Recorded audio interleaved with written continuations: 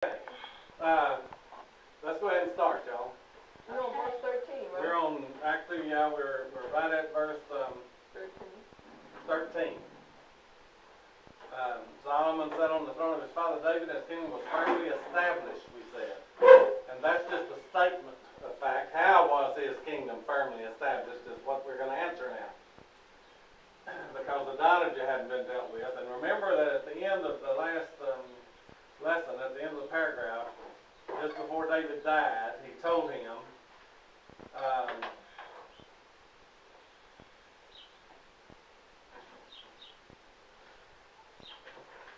he said, let me get back up to my outline here where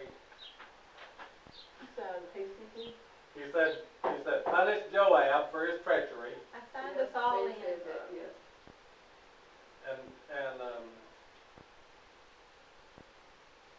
And punish Adonijah for his, and punish Shimei, and then show kindness to Barzillai. So there are four things that Solomon's going to do before he has fulfilled the requests of his father. And that's what we have here in this section that we're dealing with, starting in verse 13. Why would we have this story about Adonijah coming to Bathsheba? And I guess I need to ask the question. What did Adonijah do? What did he ask for? To marry, Yeah. To marry a daughter. He asked to marry Abishag the Shunammite. Remember that Abishag was David's electric blanket before he died. Young lady. Oh. Found that young maiden who would lay with him and under the covers and keep his body warm in his old age. And now, when Adonijah heard that Solomon had been made king, what did he do? Oh boy, he was scared. Yeah, he rushed to the altar and grabbed hold of the horns of the altar. And Solomon won't kill me at the altar of God, surely not. And Solomon sent him a message and said, well, if you do well, if you straighten up and fly right, then nothing will happen to you. Right. But Adonijah's not going to do that. The first thing he does, he comes to Bathsheba, and she says, do you come peacefully? And he said, peacefully, which is, again, now, Adonijah is not Bathsheba's son. Bathsheba's son is Solomon. It tells us that she's the son of Haggith. By the way, But he was a son. he was the of son of David by Haggith. Okay. And interestingly enough, folks, we hadn't heard anything about Haggith. How many wives did David have? Well, he had more than we know. He had a lot of concubines. He had more than we know about. But again, Bathsheba is the queen mother. She is Solomon's mother. And so he says, I have something to say to you, and literally, probably more literally, I have something to ask of you, to request of you. Notice that say is italicized, to say. And so he said, you know that the kingdom was mine and that all Israel expected me to be king. However, the kingdom has turned about and become my brother's, for it was from the Lord. It was his from the Lord. Now, did Adonijah believe that?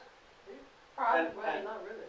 And if he believed that, did he believe he could get it? And yeah, he did. He believed he could get it.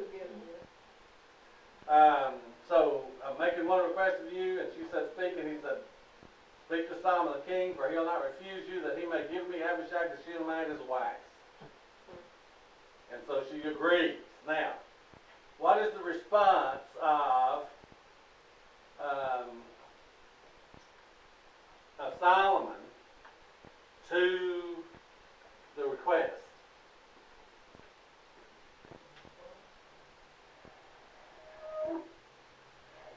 See this? He answered and said to his mother, why are you asking Abishag the Shunammite for Adonijah? Do what? Ask for him also the kingdom. So what was Adonijah wanting? What was his plan?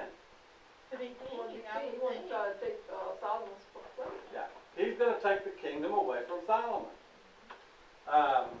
And Solomon, the conclusion that Solomon reaches, you see, is that's the inference we have to make. Ask for him the kingdom. Okay, Christ came through Nathaniel, right? Through Nathan. Nathan. Nathan. Bathsheba wasn't Nathan's mother though, right, or wrong? No. So Wait. he came, Yeah. No. he came through another wife. Yeah. Remember that. That's all I wanted to know, that he Yeah. didn't come through Bathsheba. When you look at that genealogy of Luke that Luke records,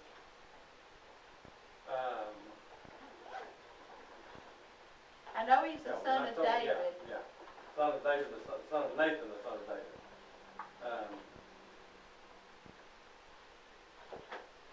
But he may not tell us who Nathan's mother is, but As far as I know, by the way, Bathsheba only had one son, but as far as the records go, because I remember reading a verse saying that since Bathsheba he murdered her husband to take her as a wife, that Christ wouldn't come through that.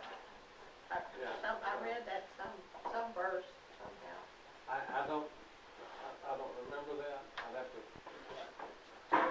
check that out. But I need to go back to my journal. fact of the matter is, Solomon's response, his logical, rational response is, if you're asking Abishag to be his wife, then you're asking the kingdom for him. That's what you're asking. And interesting, remember Solomon is the wise one, okay? That's right. But Mom, are you ignorant?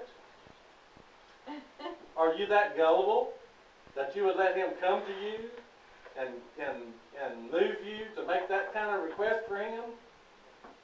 You don't understand that he's asking for the kingdom? And evidently she didn't. Evidently she didn't realize that. And Solomon's response was, ask for him the kingdom, for he is my older brother.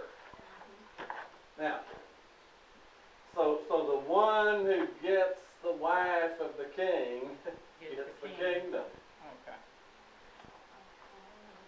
And Adonijah's older, and so he's in line for it. But remember, as Adonijah said, this kingdom was from the Lord.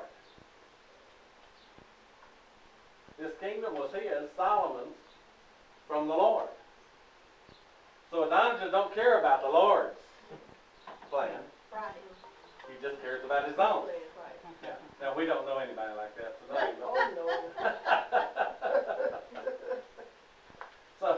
So his response to that is, may God do so to me and more also, if Adonijah has not spoken this word against his own life. Now, David's request was, you take care of Adonijah. Now, Solomon cannot take care of Adonijah unless Adonijah breaks his word to him. Adonijah broke his word to him. Now he can do it. You see, God doesn't act against people. Do you see God working in the lives of people to accomplish his function and purpose, even when they're rebellious? He doesn't work against Adonijah's will in the process. He lets Adonijah hang himself. He gives him his will. Yeah. And so he's spoken this word against his own life.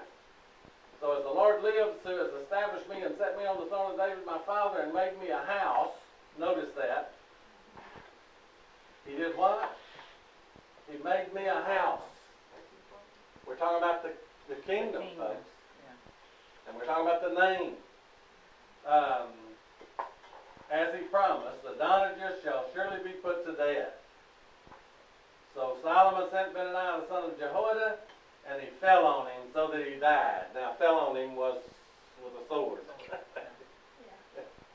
He didn't just go fall on top of him. He had to be kind of heavy. So, With the light life out of him.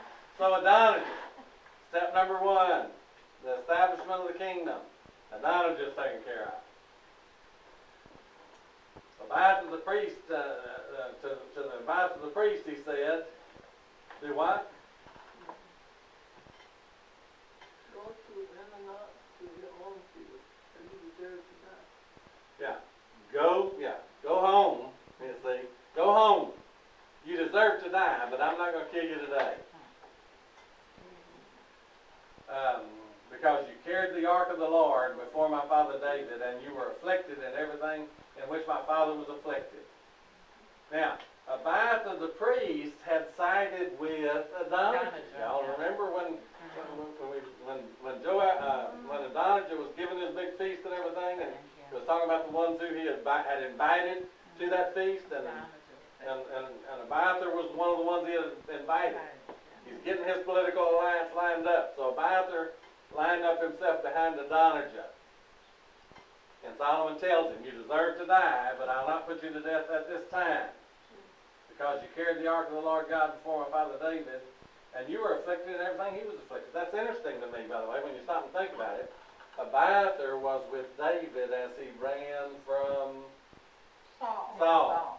As he ran from Absalom.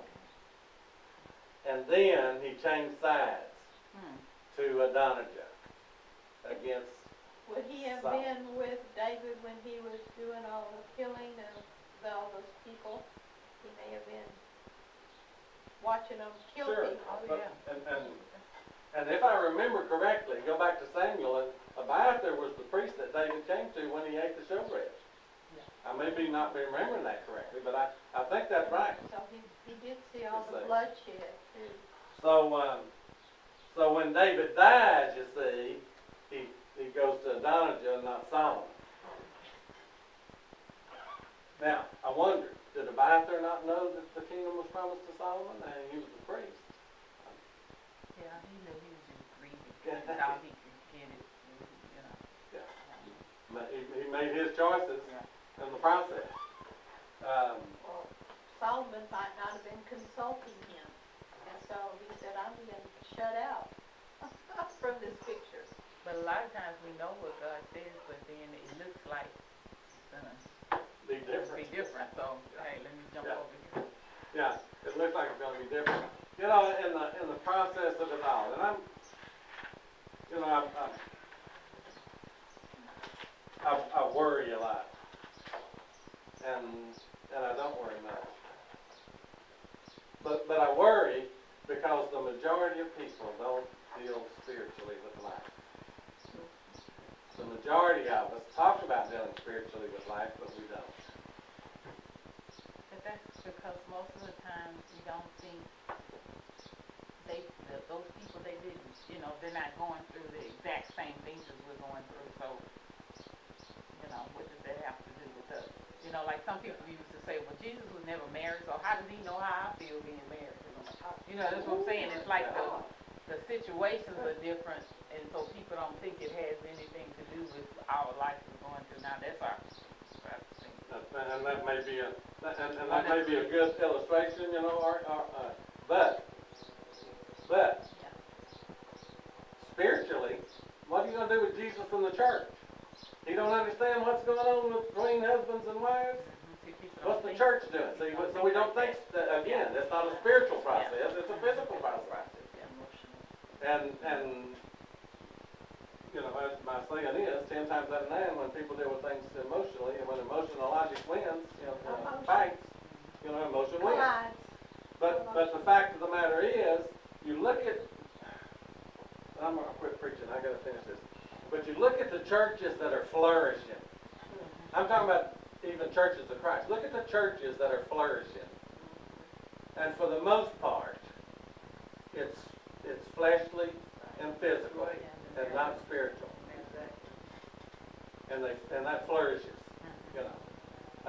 And sometimes it, you know, my tunnel vision gets to where, you know,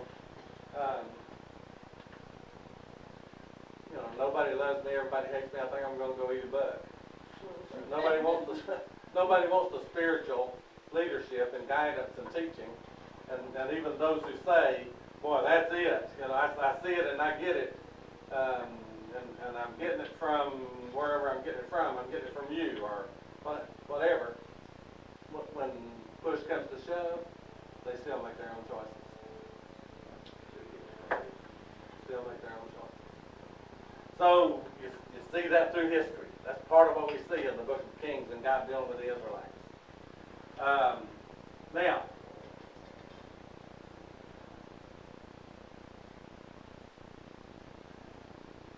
Joab hears about the death of Adonijah, you see. He had followed Adonijah. But he had not followed Absalom. See, and there's the contrast. See, Joab had stayed with David as long as David was alive. But when David's dead, he chooses, Adonijah. And so he fled to the tent of the Lord and took hold of the altar. And when Solomon heard that, he sent Benaiah and said, go fall upon him. And he came to the tent of the Lord and said, thus the king said, come out. And he said, no, for I will die here. And Benaiah said, here's what he said. And the king said, you do what he said. Fall on him and bury him that you may remove him. So you're going to have to kill me first. Yeah. So he killed him right there at the altar.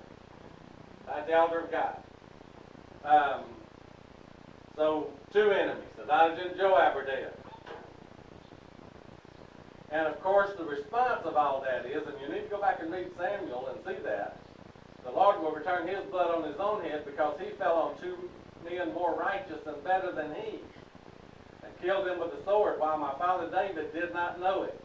So he was following David, but he was still doing his will. Abner, the son of Ner, who commanded the army of Israel, and that's interesting. And Amasa, the son of Jether. Remember that Abner went with Absalom. That's why Joab was fighting against them. And yet, David said he killed two men more righteous than he did. How do you deal with that? History, How do you deal with that thinking? Well, Abner was made the commander of the army of Israel. After Absalom died. After Absalom died. So David was trying to bring peace to the whole kingdom. Remember, Absalom, the kingdom was not actually firmly in David's hand until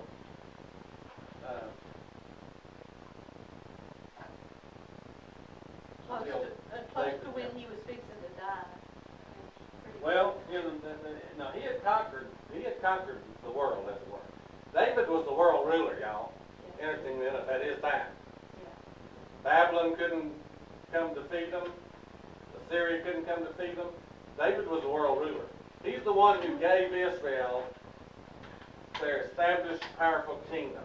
And Solomon is the one who tore it down by materialism. But was there still peace between Israel and Judah, the two armies? There was when David, after Absalom died. Okay.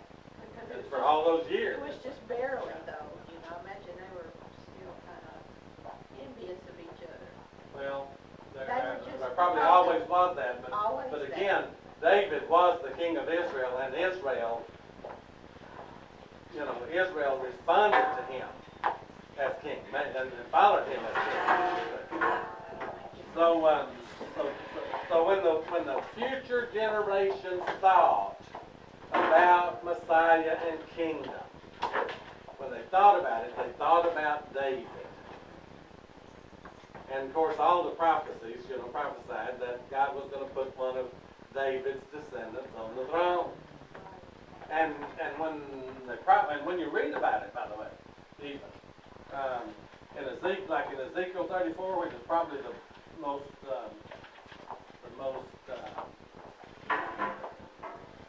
most messianic of the kingdom passages, he says.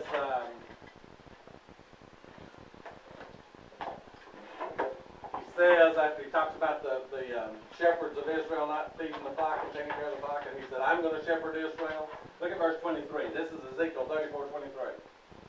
Then I will set over them one shepherd. Who? My servant David. My servant David.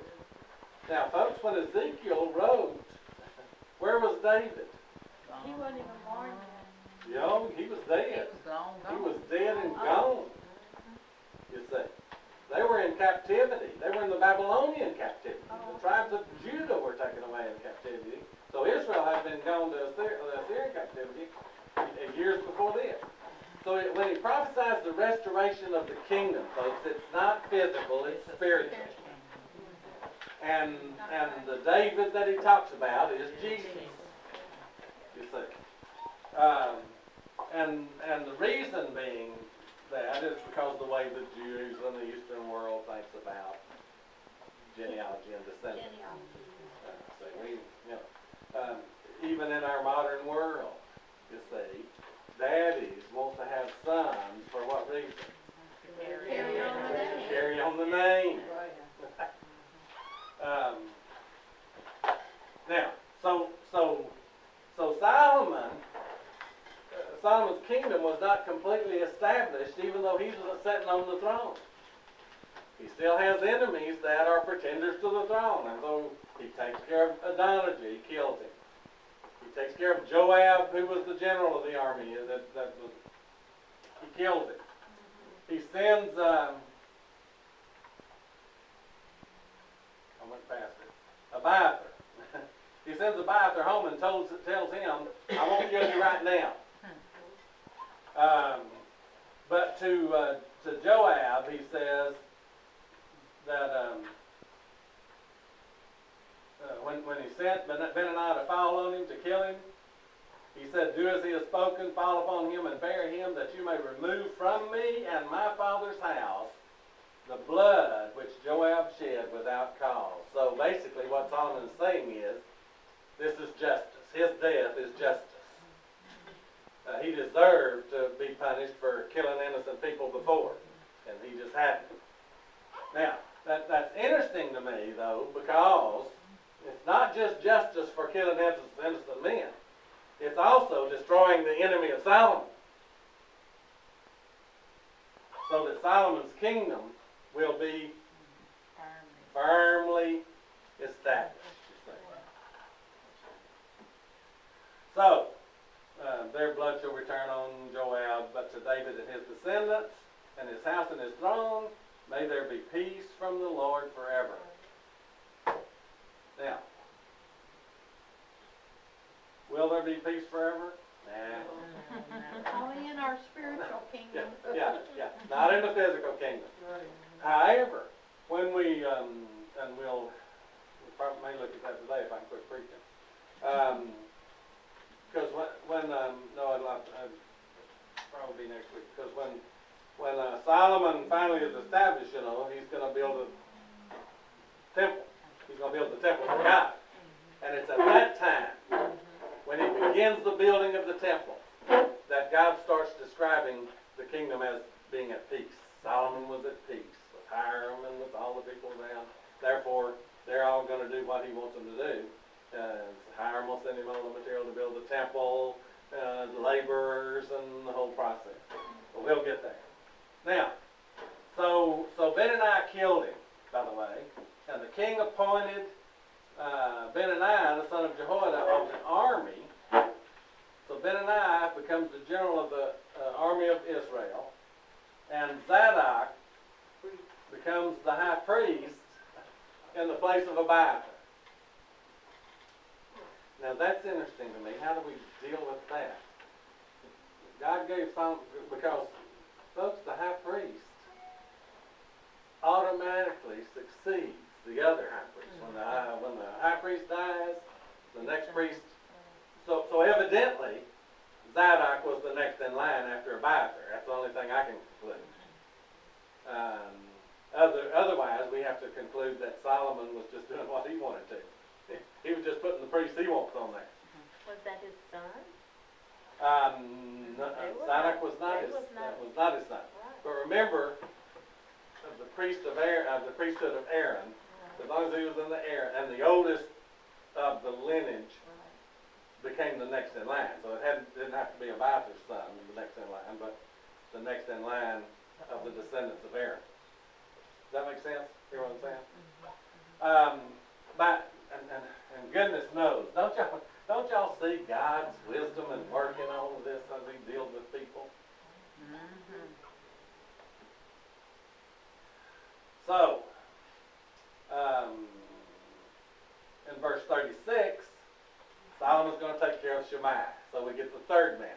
Remember David said, don't you let his hoary head go down to Sheol in peace. Don't you let him die a natural death. Shemaiah was the one who threw the stones in the dirt at David when Absalom was chasing him out of Jerusalem. So the king sent for Shemaiah and said, build yourself a house in Jerusalem and live there, and don't go out from there to any place. For the day you go out and cross over the brook Kidron, you will know for certain that you shall surely die. Your blood will be on your own head. In other words, when you choose to go across that brook, you choose to die. That's your choice. If you live in Jerusalem and and don't cause any more problems, you can die in peace. Now, that's interesting to watch it, because if somebody told you, live in Lindale Park for the rest of your life and don't cross 610 Loop or whatever, because in the day you cross that loop, you're going to die. I live right here. Well, you would until You forgot. not unless you forgot, not necessarily until you forgot. You needed to go get it. Until you wanted something worse. Across 16. Yeah. You see, it's not that we forget, folks. Our desire. It's what we desire. Each man is tempted when he's drawn away by his own lust and enticed. You see, human nature is so set. Our fleshly nature, folks, is just what it is. And we can't overcome it. We need help. We need God. But more than that, in this whole process of it all, folks, we still get our choices. We still get our choices. We can choose to die. How many times? Remember Joshua telling the people, choose you this day whom you'll serve? And so they, as for me and my house, we quote that. Many of us have the plaque on our wall. Choose this day whom you'll serve. As for me and my house, we'll serve the Lord. So, you're going to get close up and personal, huh? So you make your choices. We make our choices even though we know. We can quote the verses, and we still make our choices. And folks, the blame can only go upon us for the choices we make. That's right. Exactly. I believe that. And it amazes me because you can talk to your blue in the face. Y'all mamas and daddies don't know anything about that with your children, do you? You can talk to your blue in the face, and still, you see. Now, I keep saying that to wonder. We was talking, Linda, about the relationships. Does God know what a father feels like? See, does Jesus know what a husband feels like to a faithless bride? And on we go, you see. Is there anything that God knows how we feel, folks. He knows what goes on. And we have the record. And we still make our choices.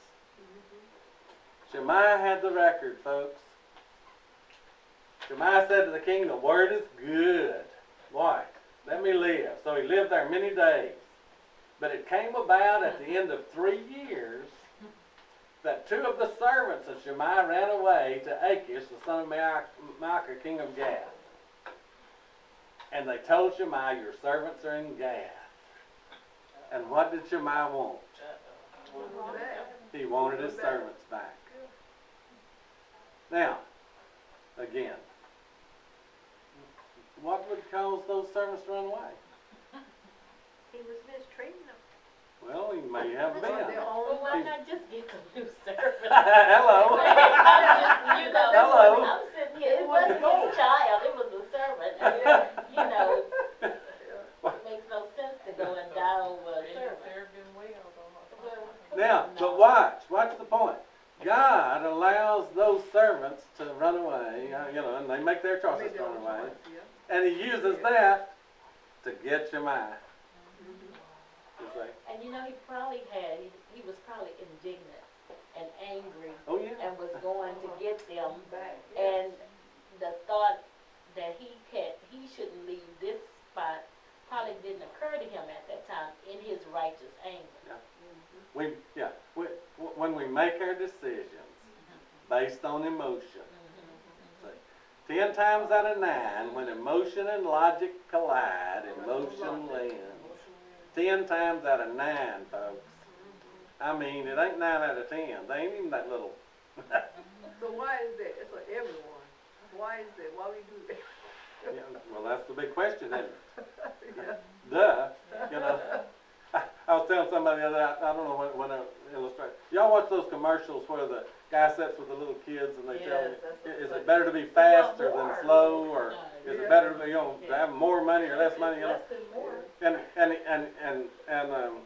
the one where the little girl goes, better to be faster, because if you weren't faster, you might get caught by a werewolf and get bit, and then you turn into a werewolf, and then you go, rah, rah, rah, rah, because you want to be human, and the guy's sitting there and he says, huh? Where did that come from? Right. That's the way I feel every now and then. Huh? Where did that come from? Well, we know that just comes right out of the clear blue sky. What? What does that have to do with what we're dealing with? Well, our emotion. And so it was told Solomon that he'd gone down from Jerusalem to Gath, and so he sent and called for him, and he said, did I not make you swear by the Lord and solemnly warn you, saying, you shall know for certain that on the day you depart and go anywhere, you will surely die? And you said to me, the word which I have heard is good? So why have you not kept the oath of the Lord and the command I have laid on you? And the king said to Shimei, you know all the evil which you acknowledge in your heart, which you did to my father David. Therefore the Lord shall return your evil on your own head. So he commanded Benaniah the son of Jehoiada, and he went and fell on him, and he died. That's just interesting. Fell on him. Chopped him to pieces, folks. Now, but notice, but King Solomon shall be blessed, and the throne of David shall be established before the Lord forever. So, folks, established does not mean begun. It don't mean it's begun. We talk about the church being established on the day of Pentecost, or maybe even the kingdom being established. No, it wasn't. It began, but it was not firmly established, folks, until the destruction of Jerusalem in AD 70, when God destroyed the temple and said to the world forever, the Jews are no longer my chosen people, Christians are my chosen people. So that 40 years of turmoil and battle, by the way, with the Jews. Boy, look at the history of it. How about the turmoil of David with Saul and his kingdom? How about the turmoil? You see, that's all. And David's kingdom was not fully established until the enemies were defeated. And then when he dies, you see, Adonijah jumps up to be an enemy of Solomon. Adonijah wasn't trying to take the kingdom away from David, folks. He was trying to take the kingdom from Solomon. So, the kingdom was established in the hands of Solomon. How was it established in the hands of the kings of Solomon? Well, it was established when he All his enemies. killed Adonijah, when he killed Shemaiah, when he killed Abiathar, and so his enemies are dead. Now he is firmly on the throne, and there's no opposition to him. There's no opposition to his throne. And it's now, you see, that he is at peace.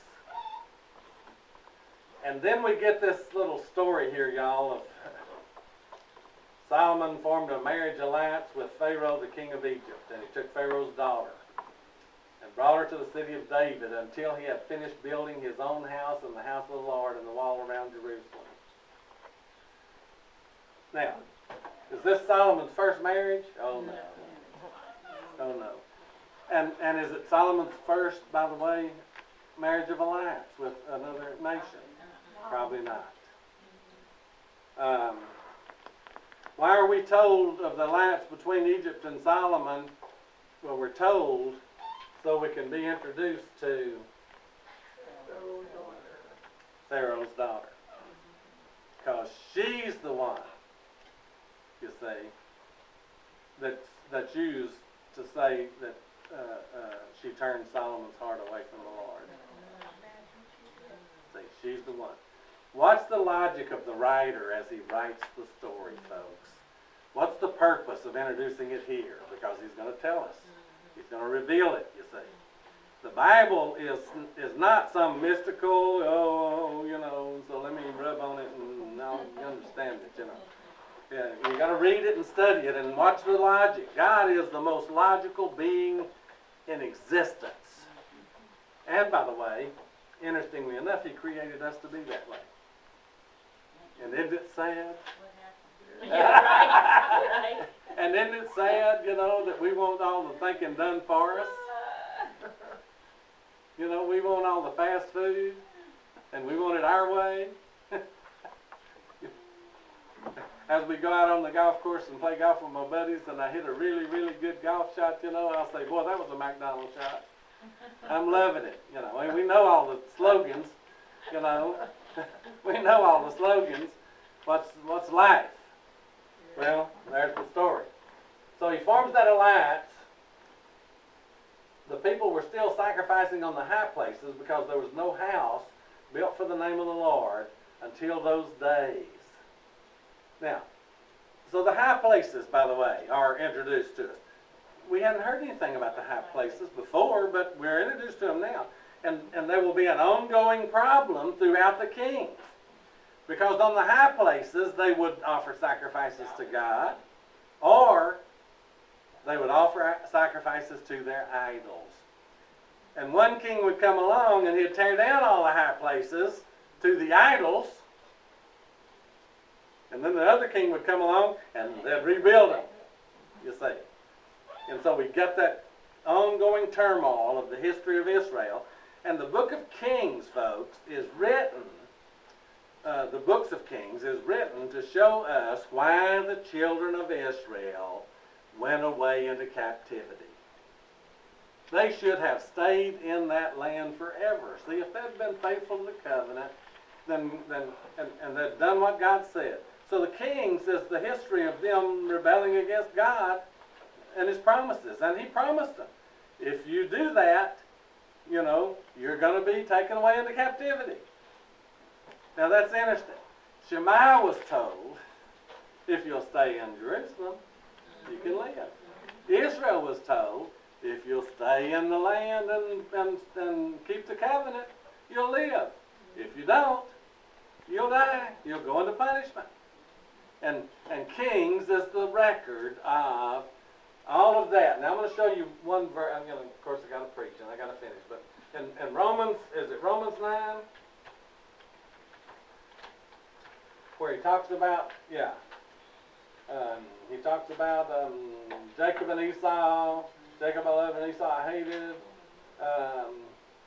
And how does this say? What if God endured? Where's that place? Here it is, right here. Here it is. What if God, although willing to demonstrate His wrath and make His power known, He was willing to punish Israel. Endured with much patience vessels of wrath prepared for destruction. Now, folks, the book of Kings is the history of God enduring with much patience those vessels of wrath, that nation that should have been destroyed. The whole history we're studying is a picture of the patience of God dealing with rebellious people. And folks, that's what he continues to do today. People who deserve the judgment of God. So Peter told the Jews of his day, before the destruction of Jerusalem, by the way, let me go back to Kings before I go there. In 2 Peter 3, and this is one we quote all the time, we talk about the end of the dirt and water.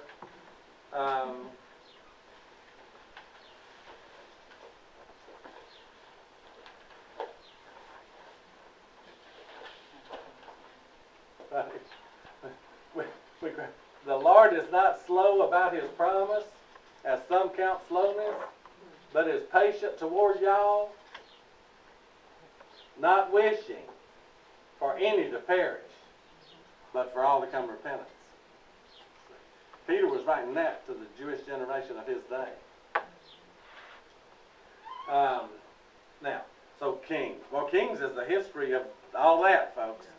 So as you continue to read and read and read, remember, keep the purpose in your mind. What's the purpose of Kings? As I've told you, Kings was written to show you why they went into captivity. Chronicles was written to show that even though God sent you off into captivity, and he'll still bless you. Chronicles was written at the end of when they came back from captivity. Kings was written before they went into captivity. And you and I read Chronicles and Kings as though they're, the harmony of the Gospels. We want to study Matthew, Mark, and Luke. We don't want to study Matthew and Mark and Luke. We want to put it all together. And folks, God didn't. And if God didn't, we ought not. Well, that's my granddaddy used to say, if God intended for us to fly, he'd give us wings. And we've flown all over the world. So that logic don't necessarily... Now, so he didn't... I said all that to say that he introduces us also to the high places. And so their history. Now watch this.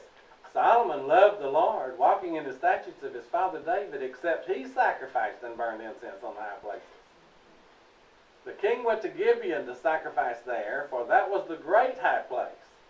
Remember, Gibeon was the place where, no, I'd have to go back to Solomon. Gibeon was the place where David had, remember, David was made king in the north of Judah before he was made king over all of Israel. And he reigned, by the way, for 10 years or so in Horeb and that area.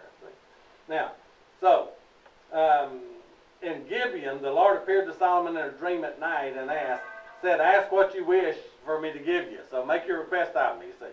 Now, this is the place where Solomon asked for what? Yeah, he asked for wisdom. He asked for, as he say, give your servant an understanding heart to judge your people and to discern between good and evil. Now that is a great request, folks.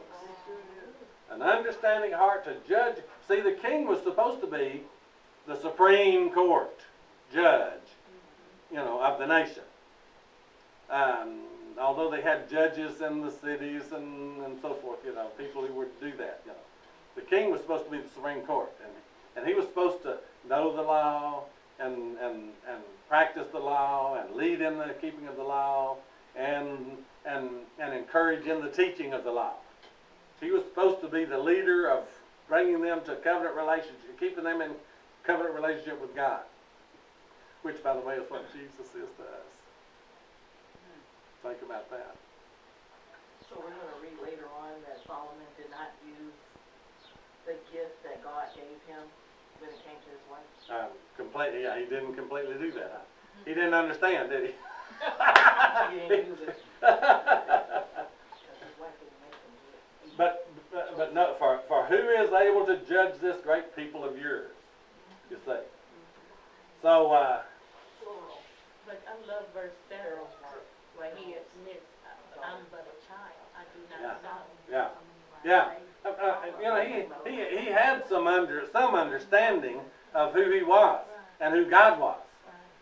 And I think, by the way, because of his daddy David. But again, remember, David had the most dysfunctional family of anybody, you know. But notice what God says. Notice what the writer says, who is probably probably a priest. But you have shown great loving kindness to your servant David, my father, according as he walked before you in truth and righteousness and uprightness of heart toward you. You have reserved for him this great loving kindness, that you have given him a son to sit on his throne as it is this day. Now, I don't know how to deal with everything, y'all. I really don't. But remember, we always go to this place in 2 Samuel where when Nathan confronted David about his sin with Bathsheba, committing adultery, he tells him a story about the man who had the one little ewe lamb, you know that story, and the guy that was rich on the hill. And David repents, and God says, I'll forgive you. And then he says, when your days are complete and you lie down with your fathers, I'll raise up your descendant after you, who will come forth from you and establish his kingdom. He shall build a house for my name, and I will establish the throne of his kingdom forever. I will be a father to him, and he'll be a son to me.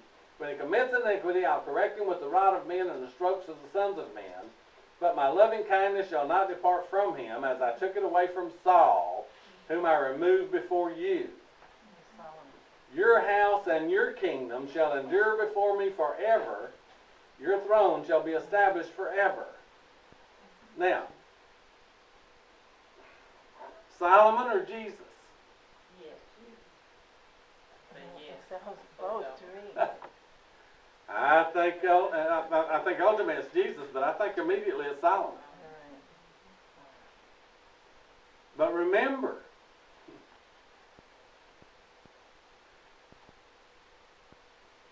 the spiritual kingdom did not come through Solomon, through Nathan, David's son Nathan, not Solomon. So, boy, stretches my mind, folks. Like I say, I don't always know how to think because it's such mind-boggling thinking stuff. But Solomon says that you've given him a son to sit on the throne. You've carried on that promise. And when you get a chance, I think I told y'all this last week, but I'll say it again. Read Psalm 89. Psalm 89 is David's commentary on that kingdom covenant that God made with him, looking forward to Messiah. Well, okay. And so his now, O Lord, as we said a while ago, you made your servant king in place of your father, yet I am but a little child and do not know how to go or come in. Go out or come in. So he says, your people are too many to be numbered or counted, so give your servant an understanding heart to judge your people and discern between good and evil. And God says, it was pleasing in the sight of the Lord that Solomon asked them. And God said to him, because you've asked for this thing and have not asked for yourself long life, nor riches, nor defeat of your enemies. Well, wait a minute. What do we ask for? What do we ask for today, folks? And all the money. Long life, money, and destruction of all of our enemies. We want a long life, we want money, and we want peace. We want God to get back to people who did stuff to us. Exactly. See, and Solomon asked for none of those, God said. Solomon asked for an understanding heart to discern between right and wrong, to judge his people correctly. We ask for long life and money and defeat of our enemies. Oh, do we know what that verse says? Have we heard that verse? Wow. And what do? Well, you draw the conclusion, huh? So he says, I have done according to your words. Behold, I've given you a wise and discerning heart, so that there's been no one like you before, nor shall anyone rise after you.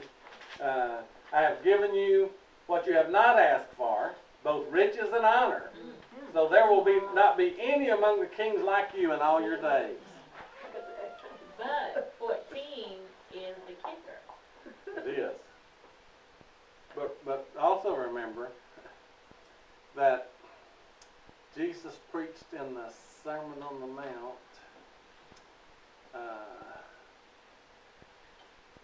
don't worry about what you shall eat or what you shall wear or what you'll, but seek first the kingdom of heaven, and all these things will be added to you. So what do we seek for? Clothes and oh. But we preach, seek first the kingdom. We preach that. And you know what's interesting to me? We start dealing with things spiritually, you know. I don't think, folks, that you're going to get the kind of teaching that you get at Lindale anywhere else. Amen. I don't think you are. But guess what? You may have to. You may have to get it somewhere else.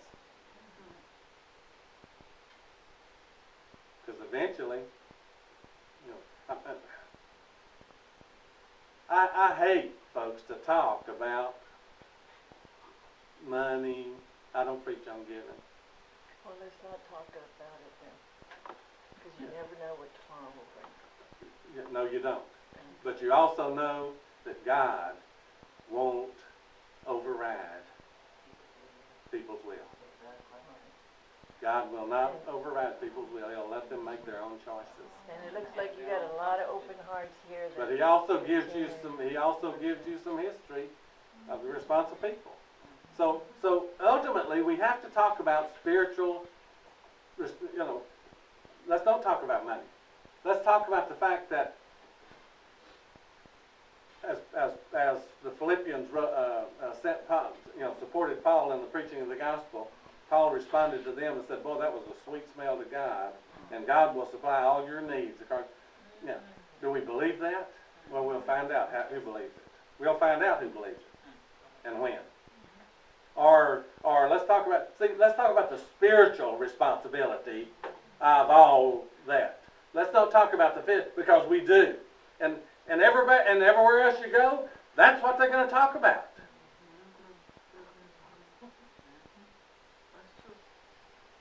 And they're going to flourish physically, and we're going to look at them and say, "Wow, well, ain't God blessing them?"